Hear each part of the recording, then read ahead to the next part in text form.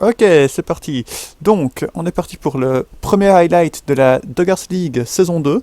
Donc, il va voir s'affronter Noguchi, ici en haut, contre Exilane, ou Exilane, je ne sais toujours pas comment on prononce ce pseudo. Quelle idée d'avoir des pseudos qui peuvent se prononcer de plusieurs façons différentes.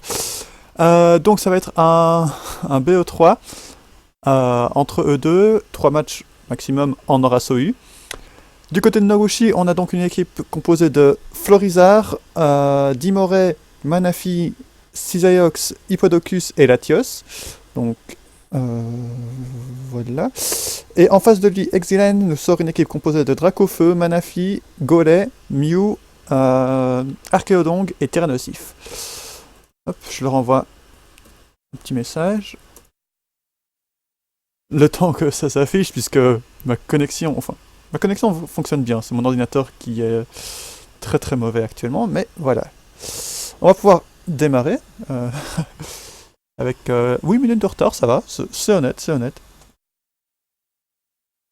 Ouais, bah l'image, écoute, on fait ce qu'on peut, hein, et puis tu t'en branles, de toute façon, tu l'as en direct, hein, Arnaud. Donc fais pas chier. Donc on commence directement avec un lead Weavile du côté de Noguchi contre le lead Dracofeu.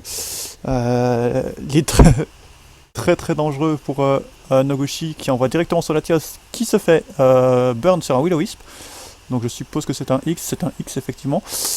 Dracofeu X qui a un match-up assez sympathique contre la team de Noguchi, ça va pas être évident pour lui. Même si ici Latias le menace assez bien.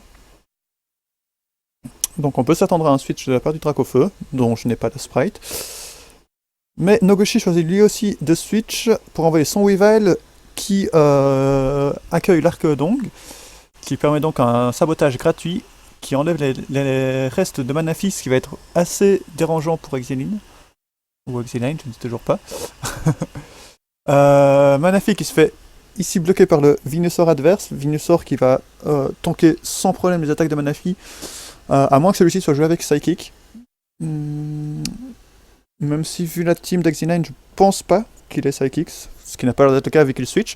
Donc méga évolution sur Bronzong qui arrive sur le terrain. Pour se manger la Sludge Bomb, qui ne lui fait évidemment rien du tout. Donc, Venusaur qui ici n'est pas dans la meilleure de position. Du coup, Noguchi choisit d'envoyer son Cisaiox. Cisaiox qui n'est donc pas le méga, donc probablement un Bender.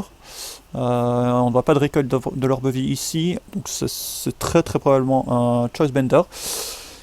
Qui fait donc un U-turn sur Dracofeu, permettant d'envoyer de manière safe le Latios adverse, qui va de nouveau menacer l'équipe d'Exilane, même si celui-ci a quand même des réponses très très solides à Latios. À voir si Noguchi va retenter. Non, il ne tente pas un deuxième mind game, cette fois-ci il défogue directement. Donc si Exilane avait attaqué à ce tour-ci, ça aurait été dangereux pour Noguchi, mais ce n'est pas le cas. Noguchi qui se retrouve donc face à un Tyranitar avec son Latios, qui est donc menacé par une poursuite, ce qui n'est pas la meilleure chose pour lui, puisque voilà, son Latios décède totalement, et ce qui va compliquer les choses, puisque c'était une réponse à Dracofeu X qui vient de partir, donc il n'a plus grand chose maintenant.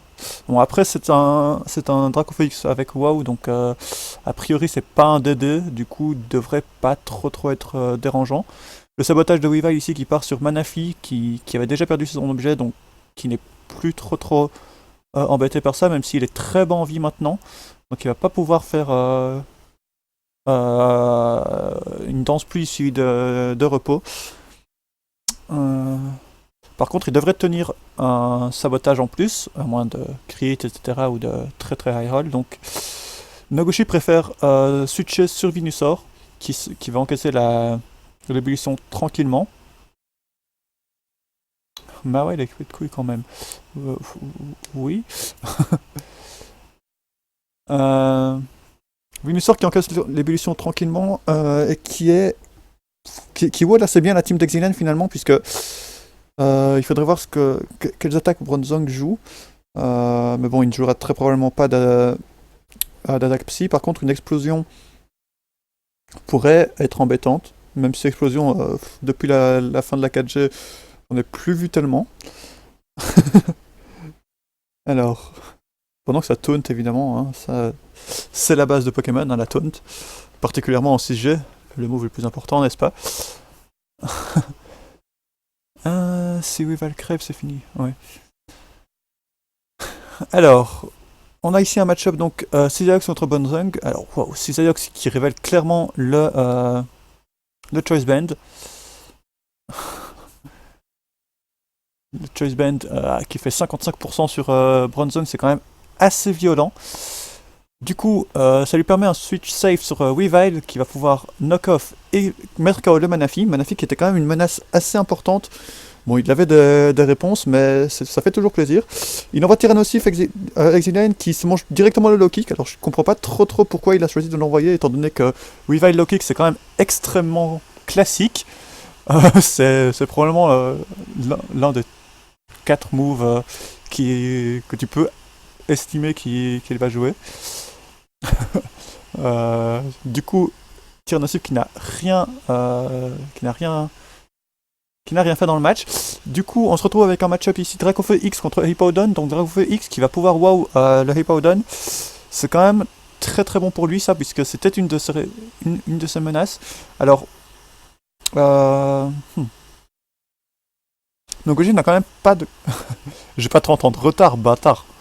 Vas-y, je commente en direct, c'est tout. Le séisme qui crit pour 50% de dégâts, donc c'est vraiment rien du tout. 50%, c'est rattrapé directement après un roost, et surtout, ça veut dire que Dracofeu n'est vraiment pas menacé. Donc Nogoshi qui est obligé d'envoyer son Manaphy, alors Manaphy qui va devoir se setup a priori pour pouvoir... qui va devoir se setup pour pouvoir menacer le Dracofeu X adverse, voilà, un Tail Glow. Seulement, la Dragon Claw ne lui fait pas tant de dégâts que ça. Du coup, Ébullition qui achève le Bronzong, et c'est probablement Golek qui arrive, voilà.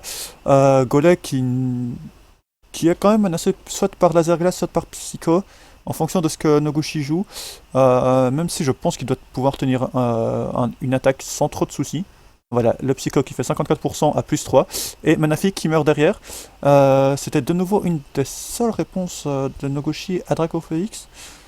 No Ice Beam, Arnaud, Ice Beam aurait fait exactement les mêmes dégâts que Psychic. Hein.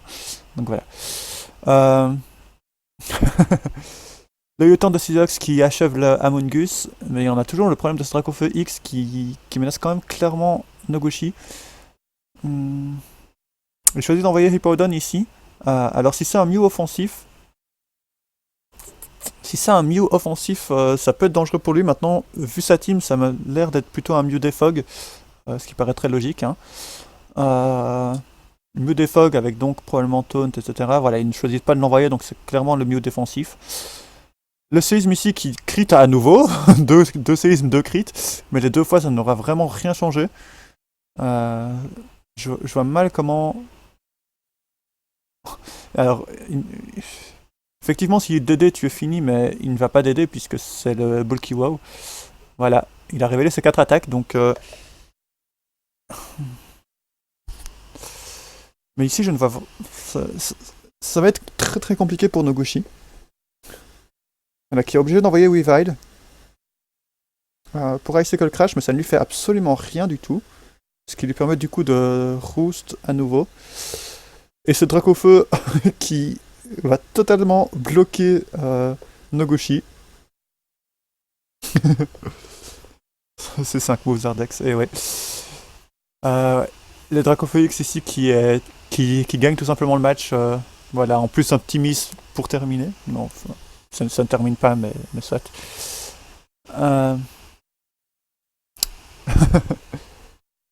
Évidemment, s'il avait flinch, ça aurait changé, mais le axe qui arrive juste maintenant, au moment où ça ne sert plus à rien, et ça sent la fin pour Noguchi, qui n'avait vraiment rien pour bloquer ce set de Dracofeu X.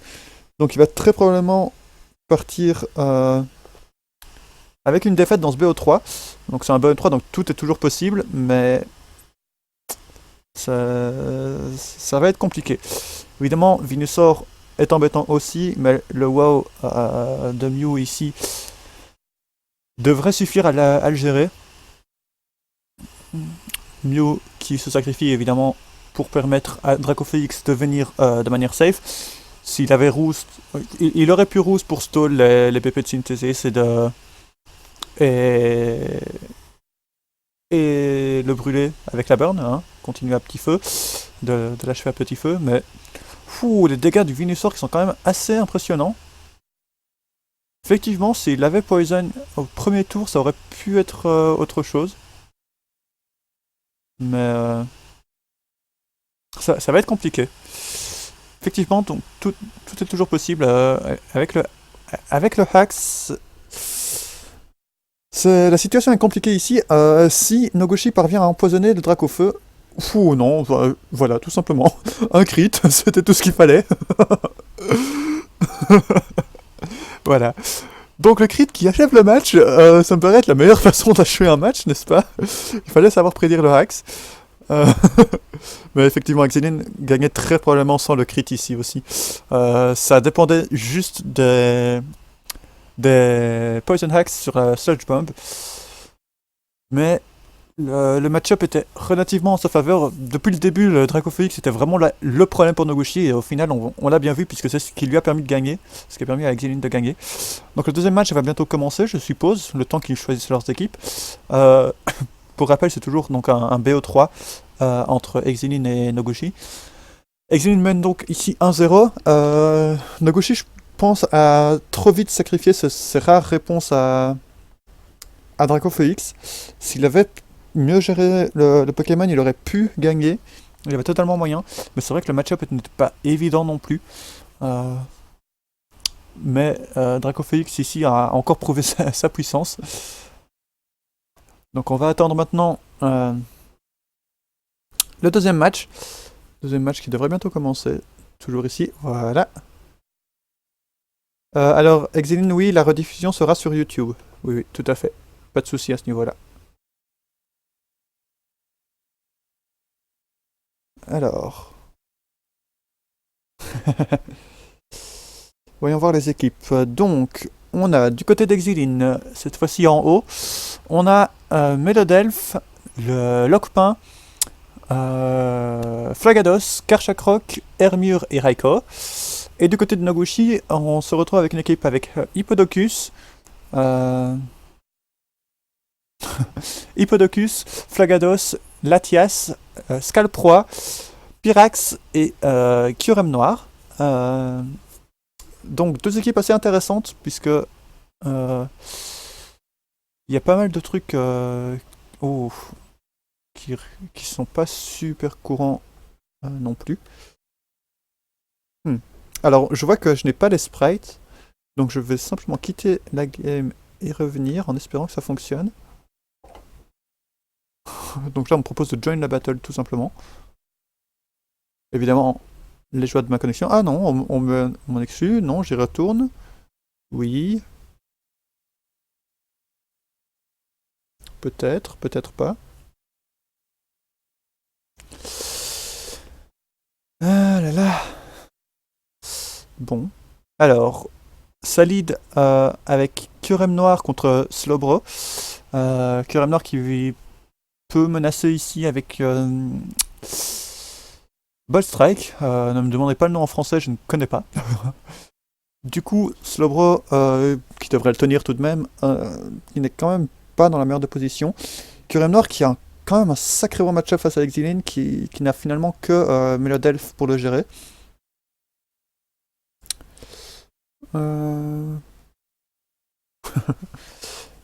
Pendant que ça parle toujours du match précédent. Alors, Kyurem Noir ici qui menace assez bien Slowbro. Même s'il pourrait aussi tenter de le Scaldburn. Mais non, il préfère switcher directement sur Clefable, ne pas prendre de risque, qui prend le laser glace directement dans les dents. Laser glace qui lui fait 53%. Connexion de Belge, s'il te plaît,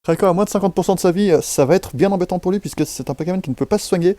Et visiblement, ça doit être un Assault Vest, hein, le set classique. Assault Vest euh, qui donc ne peut absolument pas se soigner, il n'a même pas les restes ou quoi que ce soit. Il choisit donc de Volt Switch qui ne fait pas grand chose à Slowking, qui en plus avec Regenerator va récupérer ça très très facilement. Slowking qui anticipe le Switch et le Volt Switch en faisant Fire Blast, mais qui est accueilli par un Slowking adverse. Donc Slowking contre Slowking, ça ne va pas, ça ne va pas aller très très loin tout ça.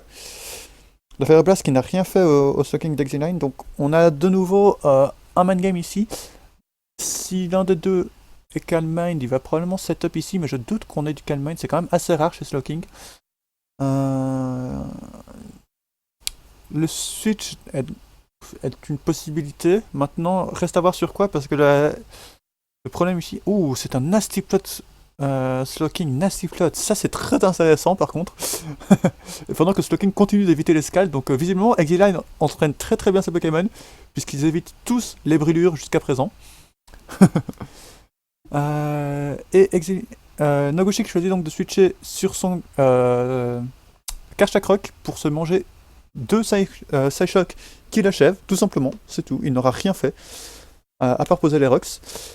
La crunch de Tyrannosif sur le Slowking qui n'en meurt même pas, et qui met KO par contre sur ébullition. Donc le Slowking qui fait vraiment un boulot de malade actuellement. Donc je sais qu'il est obligé d'envoyer son Alakazam pour essayer de l'achever. Alakazam qui Shadow Ball sur le Switch, donc c'était Skarmory qui est venu ici. Skarmory qui encaisse ça relativement bien, surtout vu le crit. À mon avis, ça doit être un Skarmory Special Defensive. Alakazam qui révèle ici le sub, donc je suis pas trop sûr d'être fan puisque le Whirlwind arrive directement derrière, c'était assez évident. C'était pas vraiment la meilleure chose sur laquelle se placer. Surtout que la Focus Blast n'a fait que 41%, donc c'est clairement un défensif spécial. Skarmory qui a donc Whirlwind sur Excadrill qui a switché directement sur Slowking qui permet donc une pause de spikes gratuite. Toutefois, vu qu'ici le Skarmory est à -1 en défense spéciale, il n'est pas vraiment dans la meilleure des positions. Raiko qui revient à nouveau pour se manger une ébullition et qui évite toujours la brûlure. C'est vraiment un Raiko bien entraîné celui-ci. Il a juste pris un critique qui l'a quand même un petit peu embêté, mais au final, c'est quand même passé. Donc on a vu tout à l'heure que le Slowking prenait pas grand chose sur Volt Switch, du coup est-ce que Exiline va choisir de faire la même chose? Et non, c'est le Thunderbolt. Thunderbolt qui critique, qui paralyse et qui para-axe. Et voilà, ça c'est la preuve que le Raiko est vraiment très très très bien entraîné. Donc on le voit, Exiline entraîne vraiment très bien ses Pokémon. Donc n'hésitez pas à lui demander comment il fait, puisque visiblement son Raiko ici est un Raiko excellent. Raiko qui Shadow Ball sur le Clefable de Noguchi pour ensuite le Volt Switch. Donc Clefable qui est déjà à moins de 60%. Qui se voit contraint de Moonblast sur Skarmory, qui ne prend vraiment rien du tout. Le drop de Spatak qui ne change évidemment rien non plus.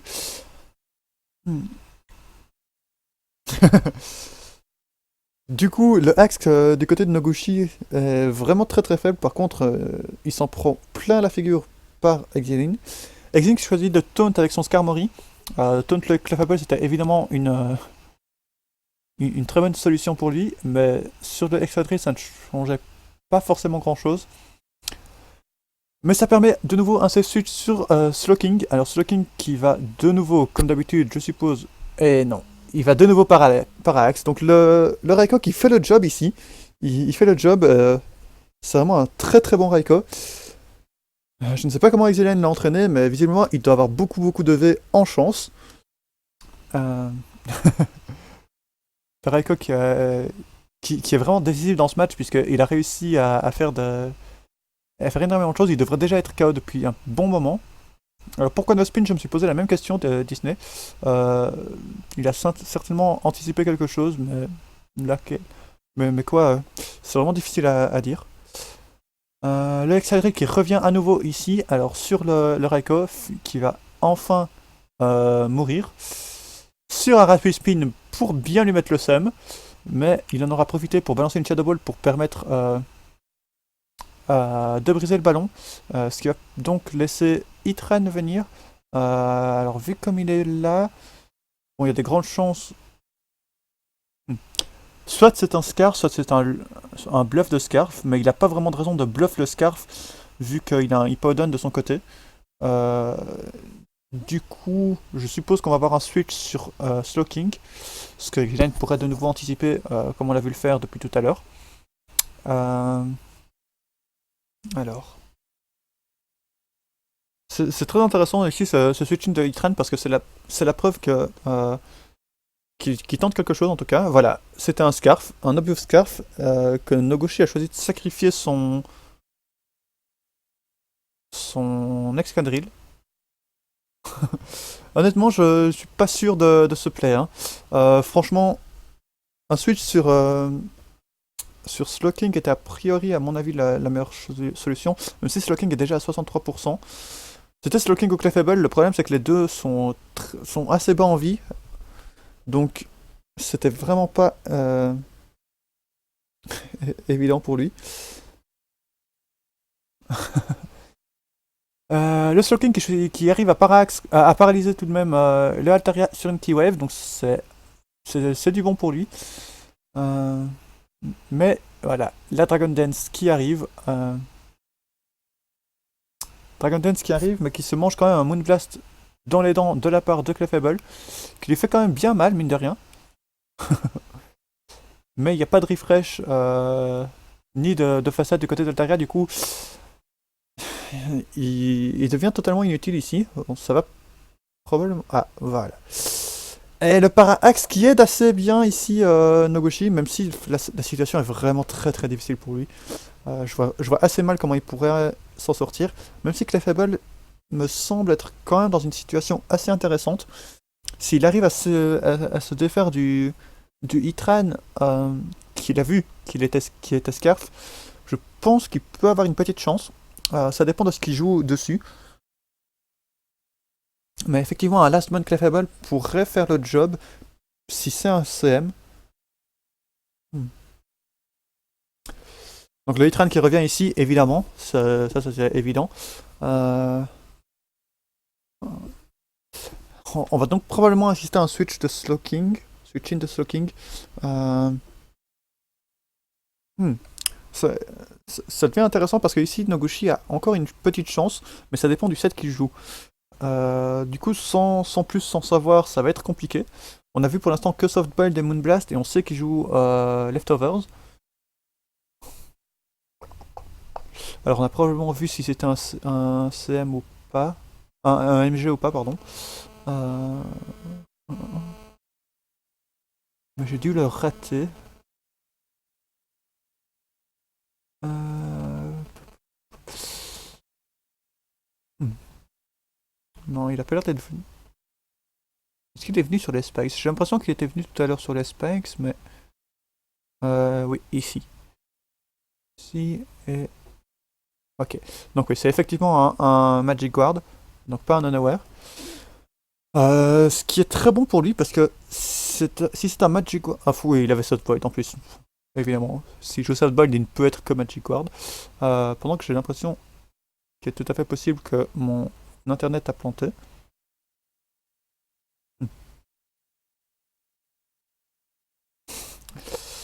Euh...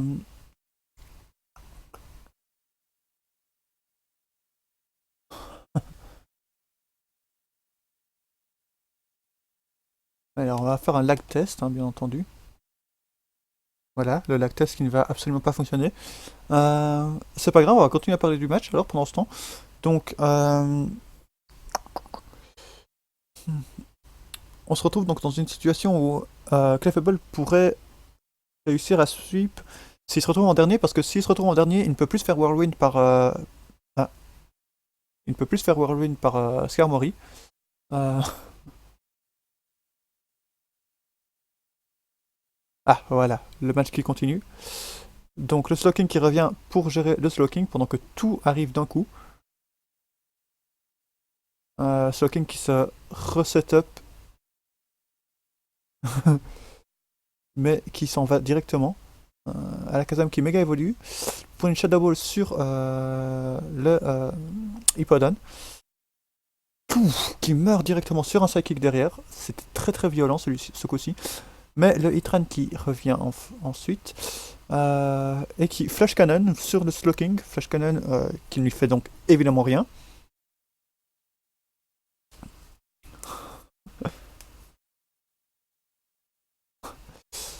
Le match semble vraiment très très serré pour le coup. La Shadow Ball sur Slowking qui ne lui fait vraiment pas que du bien.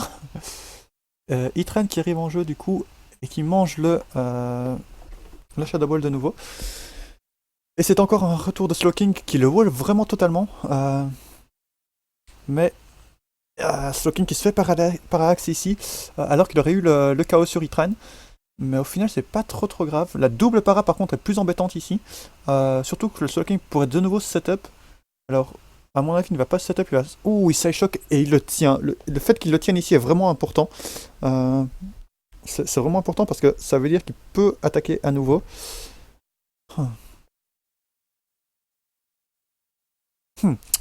Ah, c'est vraiment intéressant ici parce que Nogoshi semble être revenu dans une position assez impressionnante, assez intéressante, et la burn qui passe enfin. La burn sur Slowking, c'est vraiment important. C'est très très important ici parce que il a tenté la T-Wave sur un switch-in.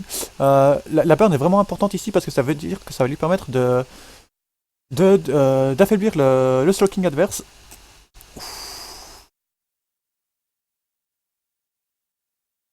Oh là là. Oh, et le switch-in de Alakazam. Le switch-in de Alakazam qui est embêtant. Hmm. Pendant que le Hitran lui est à 15%, donc il va pouvoir revenir sur les rocks. Visiblement il n'a pas Calm Mind à mon avis. Parce que sinon il l'aurait déjà fait depuis un petit moment. Alors il révèle le lance-flamme, donc on connaît 3 de ses attaques, il me semble. Ouais, 3 de ses attaques, mais ça semble vraiment très compliqué maintenant pour lui. Il ne peut plus softball, il ne peut plus CM s'il l'avait.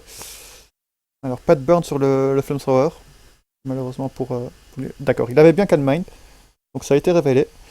Je suis pas trop sûr de pourquoi il ne l'a pas fait plus tôt. À mon avis, une Calm Mind un petit peu plus tôt, avant de se faire taunt, l'aurait bien aidé.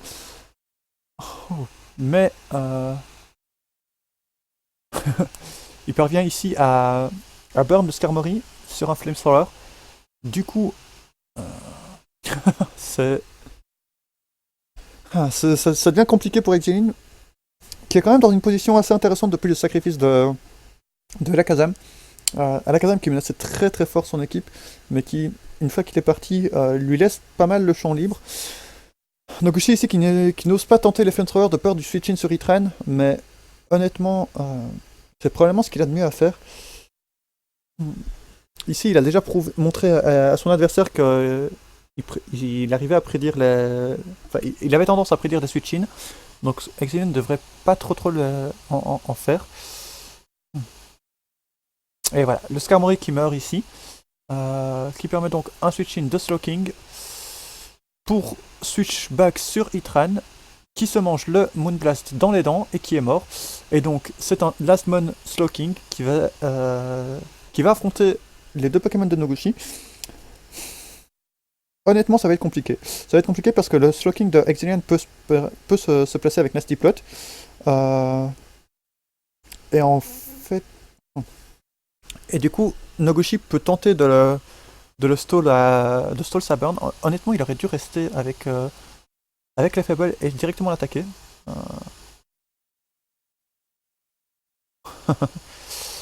Mais effectivement, ça complique les choses. Il se continue à setup en plus. Mais ça sent vraiment...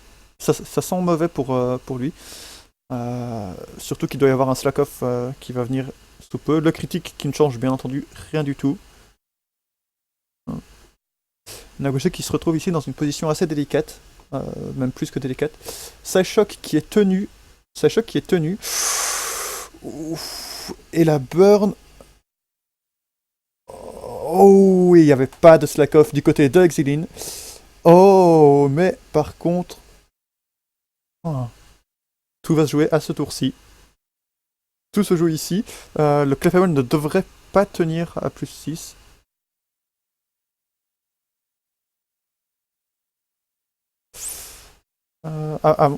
Oui, non, il va se faire outspeed. Il va tout simplement se faire outspeed et lose la game. Donc c'est une victoire de Noguchi ici. Noguchi qui parvient donc à se défaire de Exiline 2-1, malgré sa défaite au premier match. Donc c'était vraiment très très très intéressant. Pas mal, c'était pas mal à suivre. Même si effectivement il y a eu quand même des misplays à certains moments. C'est la full speed, évidemment. Euh, Évidemment, c'est un slowking full speed, mais ce que vous ne savez pas, c'est que le Clefable de Noguchi est aussi full speed. Du coup,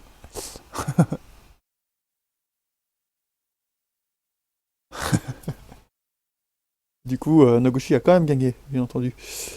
Ça me paraît assez évident. Et Exiline qui rage quitte, et c'est le GG Noguchi qui confirme donc sa victoire ici. N'oubliez pas donc de sauvegarder les... Non, le critique de Zardix sur le premier match, il ne change vraiment rien.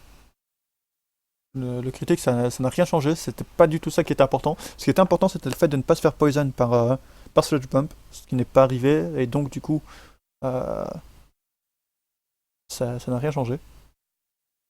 Mais quoi qu'il en soit, il y a du sel des deux côtés, et ça, nous, on aime. Sur ce, merci d'avoir suivi le match. Désolé pour les sprites manquantes. Il faut vraiment que je change ça d'ici peu. Je vais essayer de voir si je peux stream avec mon autre ordi, voir si ça fonctionne mieux. Mais quoi qu'il en soit, merci d'avoir suivi ce premier highlight, en espérant que que ça vous a plu malgré les quelques difficultés techniques, n'est-ce pas. Et sur ce, à la prochaine. Donc le prochain highlight, ce sera toujours cette semaine. Il faut encore qu'on détermine de la date. Ça sera Divixel contre David de Master. Donc ça promet aussi d'être vraiment très très intéressant. On vous tiendra au courant pour les infos, pour la date à laquelle ça se jouera. Si vous voulez plus d'infos, donc je suppose que toutes les personnes présentes ici le savent, mais il suffit de passer soit sur le Club Link, soit sur Spirit 7 pour, pour suivre les détails de la Dollar League. Il y a un Google Doc qui reprend tout ça sans souci. Vous pouvez aussi suivre la chaîne Twitch des Axe Warriors, bien entendu. La replay sera postée sur YouTube. Je vais peut-être voir pour refaire un commentaire des replays des matchs plutôt qu'un commentaire que garder ce commentaire-ci. On verra ce qu'on en fait. Ou peut-être les deux, tout simplement. Avoir un commentaire propre et un commentaire replay. Mais quoi qu'il en soit, merci d'avoir suivi ce stream et à la prochaine. Salut, salut!